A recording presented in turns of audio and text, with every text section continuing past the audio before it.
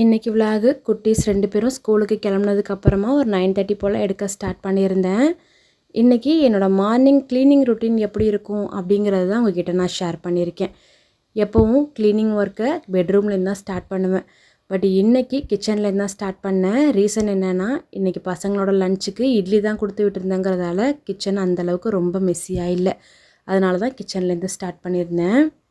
கொஞ்சம் ரீஃபில் பண்ண வேண்டிய ஐட்டம்ஸ் எல்லாமே இருந்தது. அதையும் ரீஃபில் பண்ணிவிட்டு கையோட ஸ்டவ்வையும் கவுண்டர் டாப்பையும் க்ளீன் பண்ணிவிட்டு அடுத்து பெட்ரூமை க்ளீன் பண்ண ஸ்டார்ட் பண்ணிட்டேன். நம்ம ஒரு வேலை பார்க்க போகிறோம் அப்படின்னா அதுக்கு முன்னாடியே பிளான் பண்ணிட்டோன்னா அந்த வேலை கடகடன்னு முடிஞ்சிரும். அது மாதிரி தான் என்னோடய மார்னிங் ரொட்டீனை எப்போயுமே நான் பார்த்துக்குவேன். கையோட ஹாலையும் நல்லா நீட்டாக க்ளீன் பண்ணி விட்டுட்டு ஒட்டுக்கா வீடு ஃபுல்லாகவே பெருக்கி விட்டுட்டேன். வீக் டேஸில் ஒரு தடவை க்ளீன் பண்ணிட்டோம் அப்படின்னா ஈவினிங் நான் வர வரைக்குமே வீடு அப்படி தான் இருக்கும். பட் வீக்கெண்டில் அப்படி கிடையாது. ஒரு நாளைக்கு 3-4 தடவை க்ளீன் பண்ணாலும் பத்தாது.